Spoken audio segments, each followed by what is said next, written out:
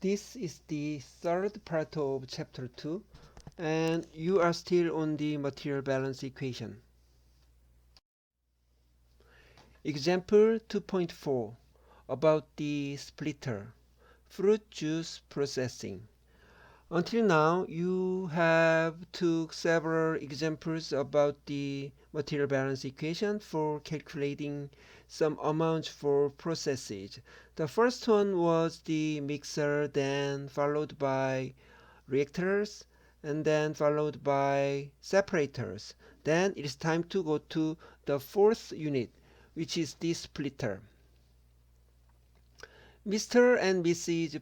Fruity squeeze 275 gallons of juice per day at the Fruity Fresh Farm. So this would be 275 gallons of juice per day would be used as the basis. They plan to sell 82% of their juice to a processor who will make frozen concentrated juice.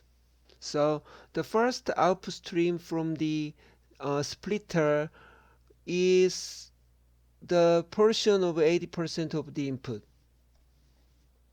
The processor pays $0.75 per pound mass of juice solids. I'd like to emphasize solids, not just juice. Some 17% of the juice will be bottled for sale as fresh juice at a local farmers market where it sells for $3 per 2 liter bottle. So this sentence is for the second output from the splitter. Mr. and Mrs. Fruity will keep the remainder, maybe about 1%, for all the little kids. Fruities means little babies or little kids of Mr. and Mrs. Fruity. The question is what the total annual sales for the Fruity Fresh Farm are. Okay, so let's go to the step A for defining number of material balance equation. Splitter is the system, and of course we should have one single input, fresh juice. Actually, we have had more information about the fresh juice in the previous example. So water content in fresh juice 88% and density of the fresh juice is 1.047 gram per milliliter. Anyway, this kind of fresh juice is introduced into the splitter. And we have three outputs. One of them is going to processor, and then next one is farmers market, and then to the little kids. So the first output stream occupy 82% of input. No, 80, okay, 82% of input, and then second one is 17%. Anyway, we should define what kind of things should be used as the component for the material balance equations. In this case, I'd like to get the S and W. S solid and W stands for water, like in the previous example. Now look at that. We have some juice there. Okay, so the the basis is made in terms of juice. However, um, $0.75 per pound of juice solids paid by the processor. So we need to have the amount of solid to calculate the total amount of juice juice going to the processor. So it is better uh, to split the juice into solid part plus water. So right now we have two components. So number of material balance equation would be 2. Okay, how about taking the J or the juice as the component? J is a kind of composite material. It is possible, but we should calculate a solid content of the juice because one of the buyers count the solid content S instead of the whole mixture J. So it is better to use S and W instead of just juice. So right now we have the value about the number of material balance equation 2 because we have S and W as components. Okay, so after we have defined the number of material balance equation, then it's time to go to fix the number of unknowns. Okay, we have 4 streams, 1 input, 3 output, and let me write down S and W for each stream. S1, W1 for stream 1, which is the input, and S2, W2, S3, W3, S4, W4. Those things are considered as the stream variables. How about the system variables? We don't have any system variables in this case. No accumulation because this is a kind of steady state condition or splitter. The other thing, generation, consumption. There are no reactions, so we would not have no generation. We would not have generation and consumption terms for the system. So no system variables. Only thing we have is the stream variables, and totally they are 1, 2, 3, 4, 5, 6, 7, 8, 8. So number of unknowns are 8. It means we need to have 6 more information or equations because unknowns 8, however equations are 2. Let me think about the units for the variables or unknowns. Usually we have got the hint about the unit from the basis. What is the basis in this case? 275 gallons of juice per day. So that is the maybe S1 plus W1. So that would be basis. That is the basis, and the unit is volumetric flow rate. So sometimes we could use it. However,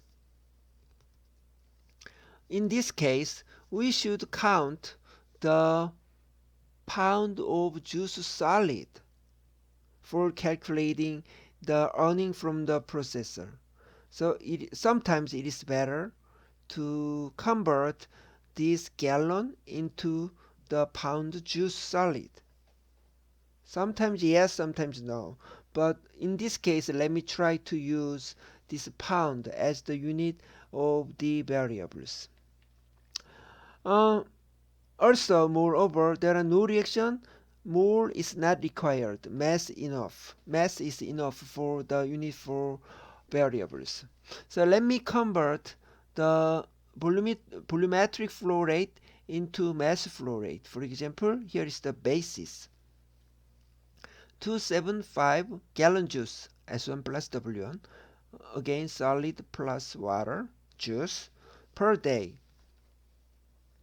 Then 1 gallon is 3.78, so you could kill gallon. So right now you have a liter, and liter is going to milliliter by using this conversion factor, because 1 liter is equal to 1000 milliliter. But it's time to use density. To convert volume to mass or mass to volume, you need to have some information about the density from more information. So 1 milliliter juice indicates 1.047 gram juice. So right now milliliter is going to gram per day right now, and then it's time to convert the gram into pound. So 1 pound is equal to 454 gram.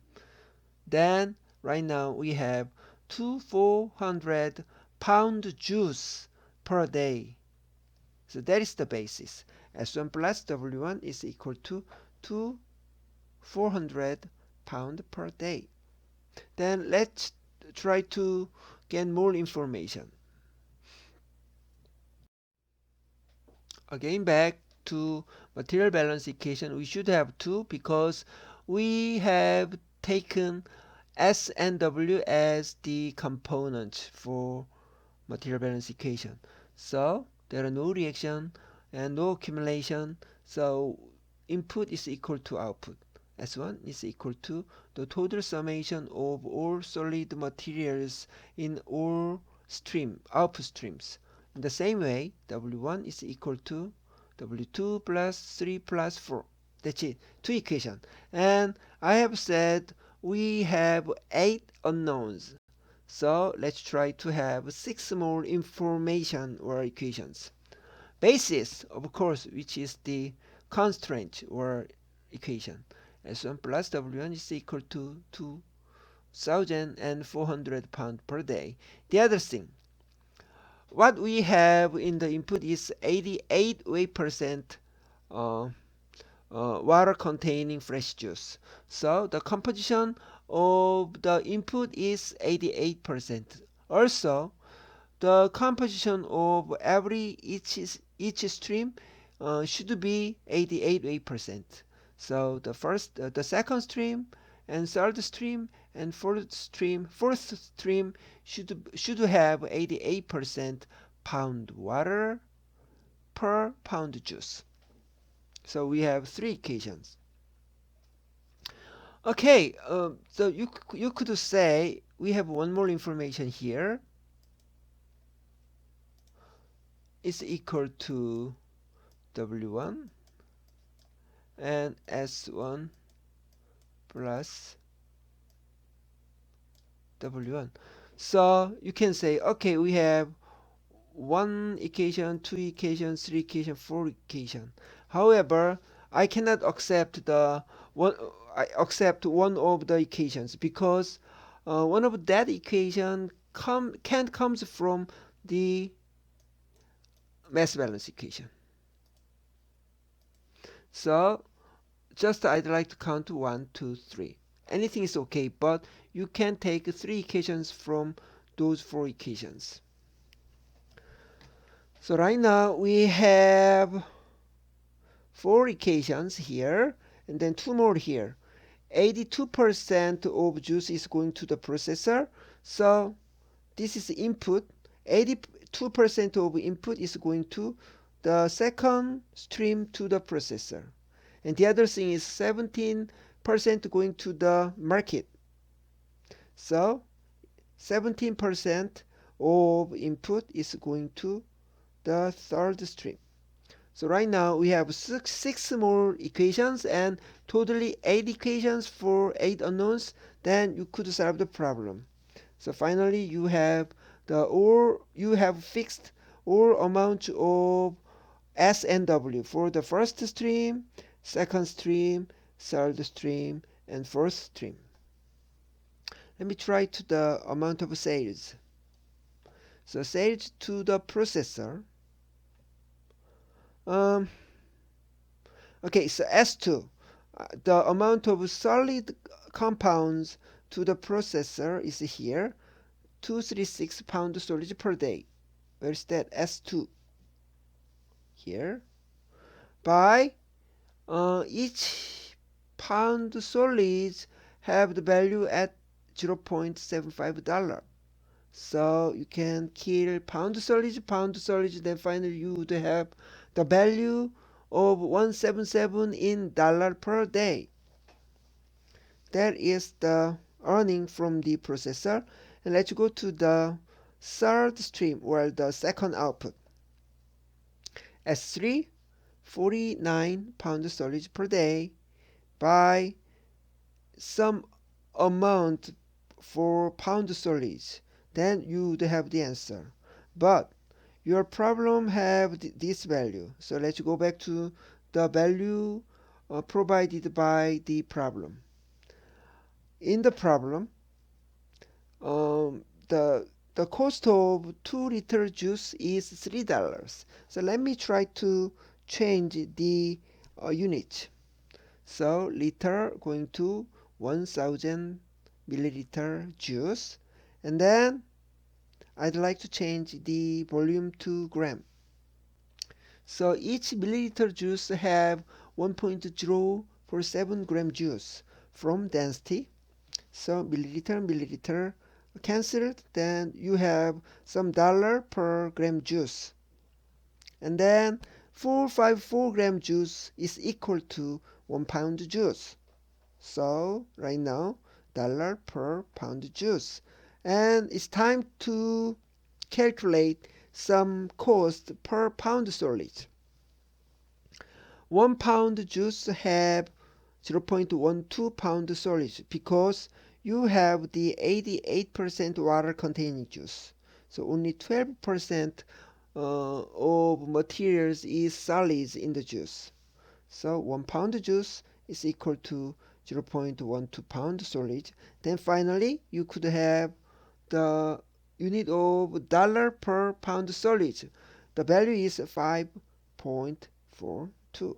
It's going to there, and then finally you can calculate the amount, the earning from the market, $266 per day. So totally $433 per day, or about $162,000 per year. That is the earning of the fruity freshy from the juice.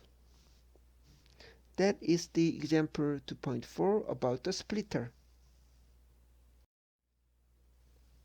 Okay, let's go to the next example, which is the example 2.5 about the ibuprofen analysis. Until now, you have used the compounds or sometimes some composite materials as the component for material balance equation. You didn't use the element as component. But in this example, you will use the component as element of the material balance equations. Let me remind you about when the atoms or elements can be used as the element of the component of the material balance equations. There are some reactions. However, you don't have any information about the stoichiometric coefficients. In that case, you should use elements. You cannot use the compounds or composite materials. This is the case. You have a summer job with a company that is interested in building a plant to manufacture the painkiller ibuprofen by using a new reaction scheme. What is the ibuprofen? You could open meet this painkiller in your drugstore or pharmacy. Um, the brand name of ibuprofen is um, Brufen, or Advil, or Motrin. You could find those brands. They are very famous. Your assignment is to collect some data on one of the reactions as a first step in designing a full-scale reactor. In one experiment, you mix, here's the reactant, 134 gram isobutylbenzene, shortly IBB, with the same amount 134 gram acetic anhydride, AN. So those two guys are reactants in a laboratory scale batch reactor. I'd like to emphasize this word, batch reactor.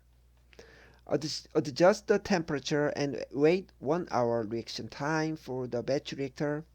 At the end of the hour, you stop the reaction, collect all the material in the pot, and send it for chemical analysis. This is the batch reactor. You'll get all things just after the reaction. The report comes back that the pot contains, well, the reactor contains IBB as this is the reactant, as you know. So remaining reactant, IBB, acetic anhydride, another reactant, and here is the product, IBA and acetic acid. So two more products are there, and then the chemical through the chemical analysis you have got the amount of those four things remaining reactants, two remaining reactants plus two products. Unfortunately, someone spilled coffee on the report, and all you can read is the amount of acetic acid, one of the product. Your boss is upset. He needs the data right away. Here's your opportunity to come to the rescue and impress your boss. Can you? So right now, you have the amount of reactant and you have the amount of some products, but not all of things. Also, you don't have any stoichiometric chemical reaction equation. So you should use the elements as components. Okay, let's go to the step A. To define number of material balance equation, you should draw some block flow diagram, and then you should choose the components for the material balance equations. Reactor is the system, of course, and IWB and AAN is introduced into the reactor. Each amount is recorded here, and then final product you have obtained are four here.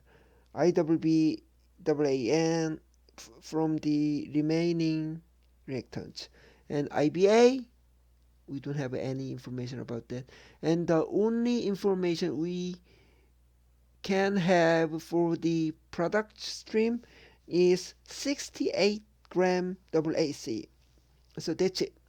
So I have said we should use the element as the component for the material balance equation because we don't have any stoichiometry. So what are the elements here? Carbon, hydrogen, oxygen. That's it. So number of material equation would be 3. And then let's go to step B. So after you have defined the number of material balance equation, then it's time to define the number of unknowns. So for the input, write down carbon, hydrogen, oxygen. For the output, write down carbon, hydrogen, oxygen. And for the stream 1, carbon 1, hydrogen 1, oxygen 1. For the output stream, carbon 2, hydrogen 2, oxygen 2. Okay, we are thinking about the material balance equation for the element. You cannot generate new elements while you can consume the elements in the reactant. So you don't have any system, the variables in this case.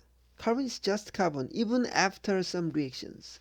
So in the cases of the element, you don't need to think about the system variables, including generation and consumption.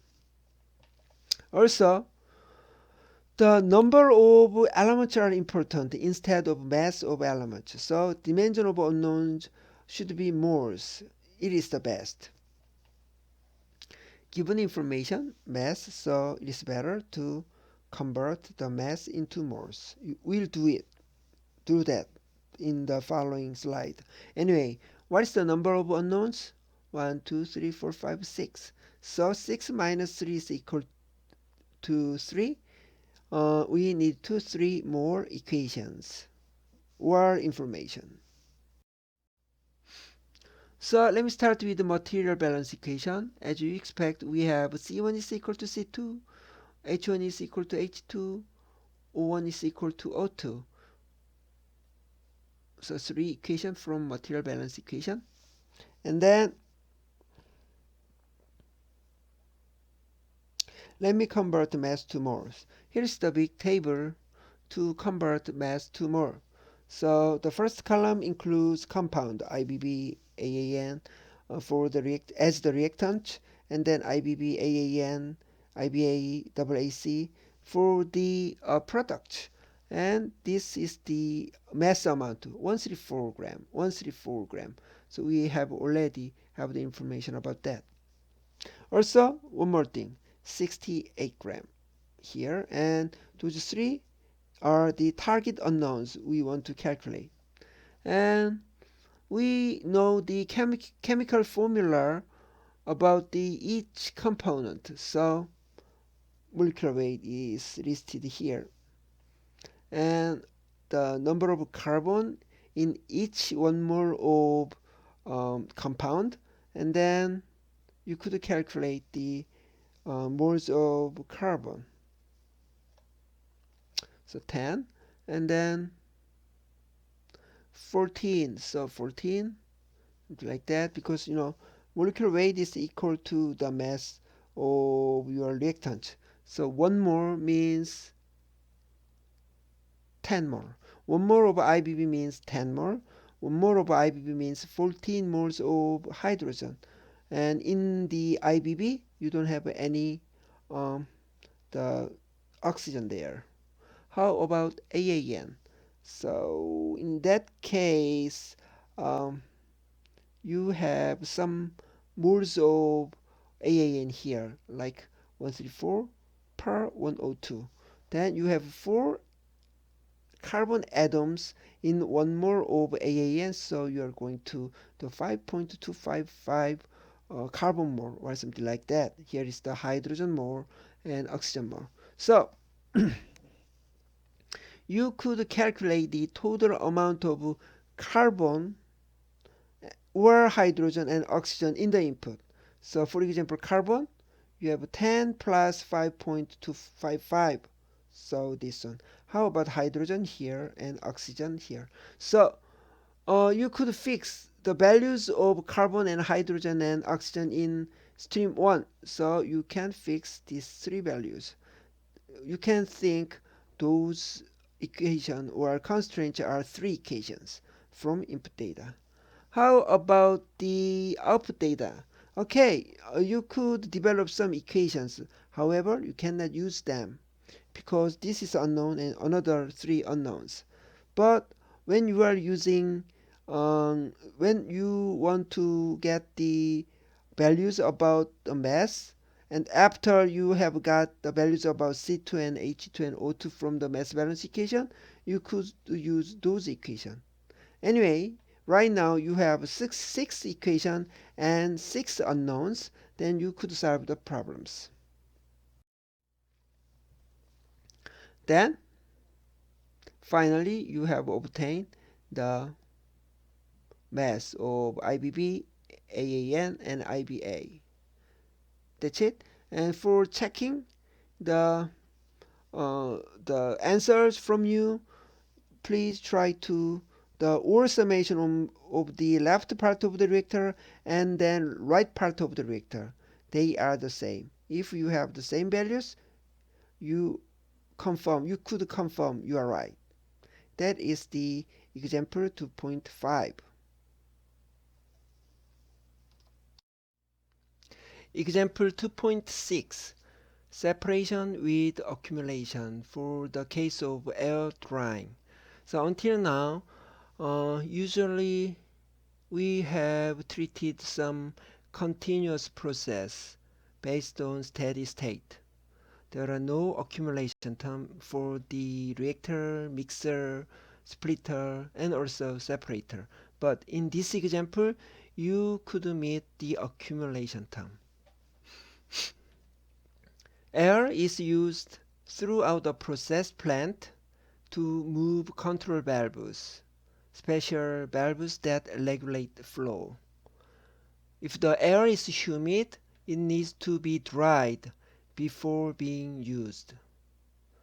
To produce dry air for instrument use, filtered and compressed humid room air at 83 degree Fahrenheit and 1.1 atmospheric pressure containing 1.5 mole percent H2O is pumped through a tank at a flow rate of 100 cubic feet per minute.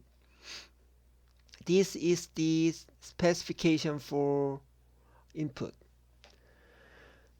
The tank is filled with 60 pounds of alumina pellets. The water vapor in the air adsorbs or sticks onto the pellets. So the role of alumina pellets is to remove the water in the input stream. Dry instrument air containing just 0.06 mole percent H2O exits from the tank. This is the specification of the output stream. So again, at the very first time we had 1.5 mole percent H2O, but after this operation the water content is going down to 0.06 mole percent water. The maximum amount of water that can adsorb to the alumina pellet is 0.22 pound water per pound alumina. This is the maximum water capture capacity of this operation or process. How long can the tank be operated before the alumina pellets need to be replaced? That is the question. So let's start with step A for defining number of material balance equation. System separator. This separator contains alumina pellets for adsorbing water, and humid air is introduced into the system and going out of the system as the dry air. What is the component? In this case, A plus W. A stands for air without any water content plus water. W stands for water. So we have two components here. Therefore, number of material balance equation is 2. Let's go to B, step B, for defining number of unknowns. So in the input stream we have water and air. Also in the output stream, water and air. Let's go to the system variables. This is the separator, so there are no reaction, then no generation and no consumption. However, in this case, water accumulation is found. Some portion of water vapor is adsorbed onto the alumina pellets existing inside of this separator. So some water is accumulated inside the system. Let me just read the text. Alumina pellets remove only water from the air. All the other gases pass through the separator. This is a kind of the perfect condition about the water removal. So 1, 2, 3, 4, 5. We have 5 unknowns, including accumulation term. Let me think about the units of those variables. So already we have had a hint from the basis in terms of what kind of units could be used for calculation. In this case, 100 cubic feet per minute for the input stream is the basis. So in this case, the volume is used for the basis. However, let me check the other units, like 1.5 mole percent H2O and 0.06 mole percent H2O. And the capacity of alumina is described as the 0.22 pound, in this case, pound H2O per pound alumina. So Instead of volume, I'd like to prefer the moles or mass. In this case, I have chosen the moles as the unit for the variables. So dimension of unknowns is here molar flow rate, mole per second or something. Let's go to the steps equations. So right now we have 5 unknowns and only 2 equations from material balance expected. So we need to have 3 more additional information. Let me start with just a material balance equation. So in this case, um, A1 is equal to A2 without any reaction, any accumulation or something. So in is equal to out. A1 is equal to A2. How about water? The second one.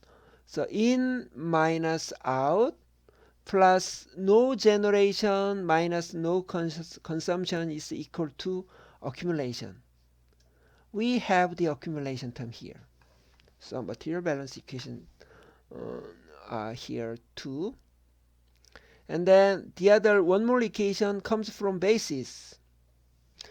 But in this case, I'd like to convert the volumetric flow rate to molar flow rate. How can we change the volume to molar or mass in the cases of gases? Of course, ideal gas law. Here's the ideal gas law. PV is equal to nRT, then by reshuffling, N over V is equal to P over RT. Then let me check the specification of input because the basis amount is related to input. 1.1 atm, right? And 83 degree Fahrenheit. In the case of temperature, you should change the normal unit into absolute unit. In this case, farad, so it is going to Rankine, 83 plus 459. And then this is the ideal gas constant. You should choose the value in the appropriate unit from the long list of ideal gas constant table. So in this case, cubic feet, atm, pound mole, and degree Rankine. So atm, atm, the Rankine. Finally, we have pound mole per cubic feet here. That is the value about the mole per volume. And then this is going to here, and then the basis was 100 cubic feet per minute. So by multiplication, you could obtain 3 pound mole per minute.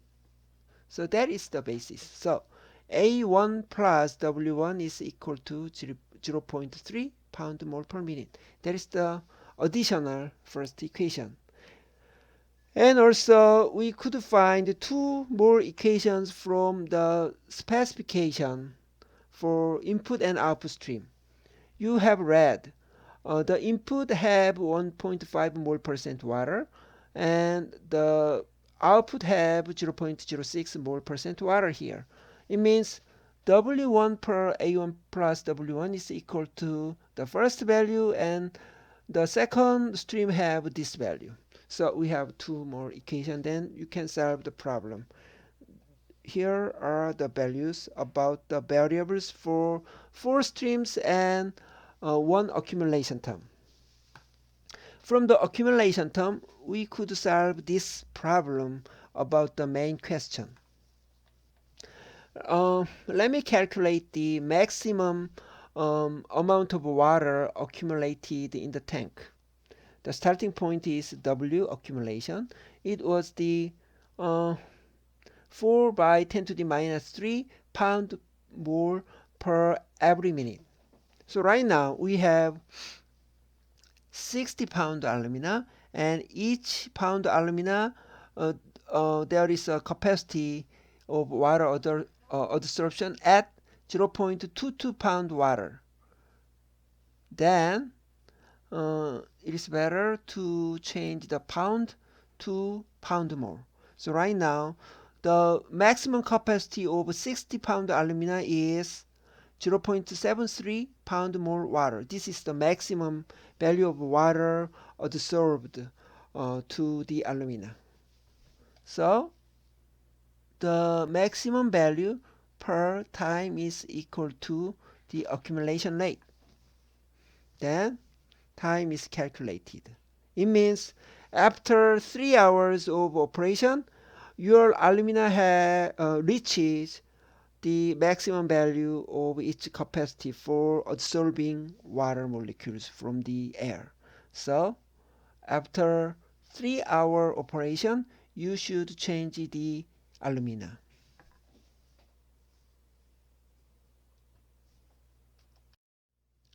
This is the last example, 2.7, of the subchapter 4 about material balance equation. Reaction with accumulation. Accumulation term again, following the previous example. The title is Light from a Chip, which is about the LED. Light emitting diodes are used in all kinds of lighted displays, from small handheld electronic games to huge billboards. LEDs are made from semiconductor material, which is gallium nitride. Several thin layers of material are built up on a substrate. Here, the substrate is alumina. By changing the chemical composition of the semiconductor material, different colors are produced. Great. Beautiful LEDs. So let me try to make some thin film of semiconductor on a substrate. Here is the system. System is reactors, and several reactants are introduced into the system. So inside of the system, we have the alumina chip here, 1 centimeter by 1 centimeter, and on the alumina substrate, gallium nitride is produced as the solid film. This is the product. So let me check again. A researcher is interested in making blue LEDs. She placed a 1 centimeter by 1 centimeter chip of alumina in a reactor here, this gray guy. In a process called MOCVD, 3-methyl gallium, shortly T here as reactant, and the other reactant is ammonia, are pumped continuously, continuous reactor, into the reactor at a 1:1 molar ratio. This is the input specification. So 1:1 molar ratio. Ammonia, A stands for ammonia. Along with the carrier gas. Carrier gas is here, I. I stands for inert gas or carrier gas. The two reactants from gallium nitride, which deposit as an even layer on the alumina chip, and gallium nitride is deposited on the alumina substrate, and the product is methane, which is swept out of the reactor continuously by the carrier gas I. So here is the balanced chemical reaction equation. So 3-methyl gallium or T plus A ammonia is going to gallium nitride, but this gallium nitride is remaining inside of the reactor, and the methane is going out of the reactor. So this is the balanced chemical reaction equation. So from this balanced chemical reaction equations, you could have some relationship between the consumption and generation terms. Maybe 3 equations would be obtained from those 4 entity chemical reaction equation. The researcher would like to develop a method to estimate the rate of growth of the height of the gallium nitride layer on the chip. in micrometers per hour. You know, the gallium nitride is deposited on this chip. So the thickness of gallium nitride increases. This thickness would be estimated by some accumulation term of gallium nitride. By measuring the methane flow rate in micromole per hour, methane flow rate in the output stream out of the reactor. Can you help? Okay, so here is the system. TA are introduced into the reactor as reactant, and the products are two things: gallium nitride G and methane here. But gallium nitride are deposited inside of the reactor, so you cannot find any gallium nitride in the output stream. The only thing you can find in the output stream is methane. Plus, you are using the carrier gas. Carrier gas I are not involved in the reactor reactions, so the same amount of I is found in the input stream and output stream. So let me try to define the components. In this case, we have some compounds, TAIGM.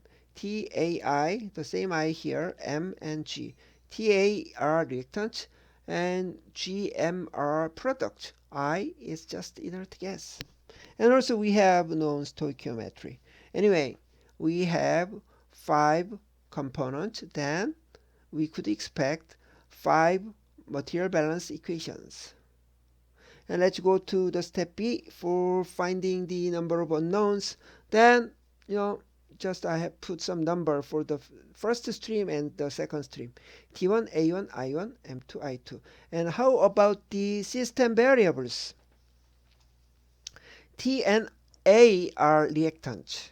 So no generation terms for T and A, but the consumption terms for T and A. How about product G and M?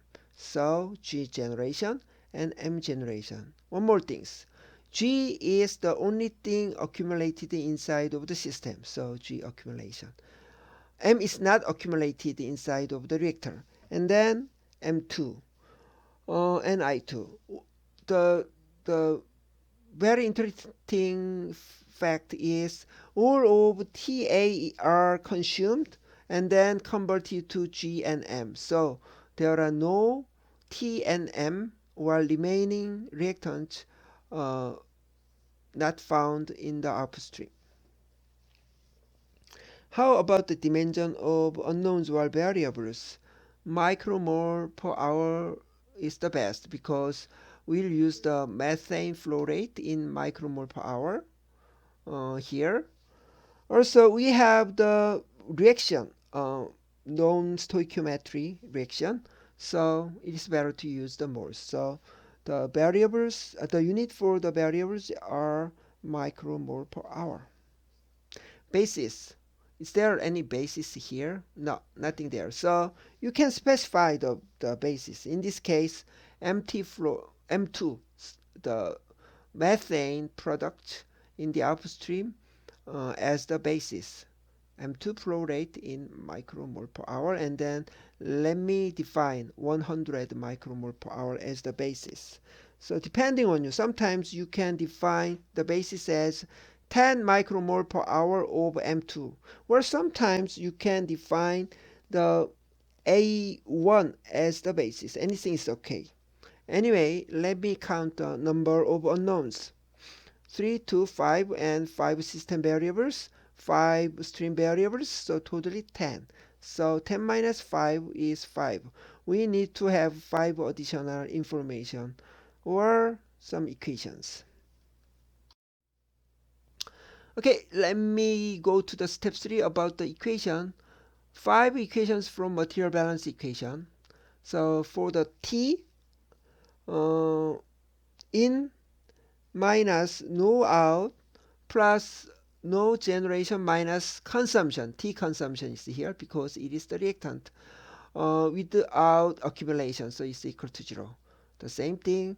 And how about G, gallium nitride deposited inside of the reactor. So no input, no output, plus generation minus no consumption is equal to accumulation. So G generation is G accumulation. It means the generated gallium nitride is totally accumulated inside of the system. Of course. How about methane gas as product? So no input minus output minus M2 plus no generation plus generation minus no consumption is equal to no accumulation. That's one. That's it. And then how about inert gases? Input minus output is equal to 0. No consumption, no generation, no accumulation. That's it. We have 5 equations. And the next one should be basis. We have defined M2 is equal to 100 micromole per hour. One equation from basis. Then the other thing, input stream specification. So in the problem set, the text is read as equimolar T and A are introduced. So T1 is equal to at A1, which is considered as 1 mole equation for defining the system. But it's not true. It's wrong. I have said one equation from input specification, but it is wrong. It's wrong. Why? This condition or equation is redundant to our conditions. What is that condition? Without this condition, we should have here T2 and A2. Okay? T2 and A2.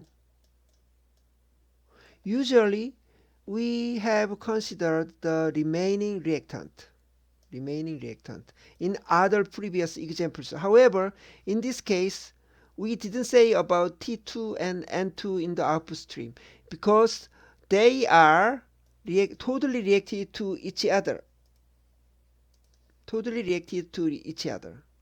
So, the complete consumption of T1 and A1 inside of the reactor indicates we should have equimolar concentration of T1 and A1,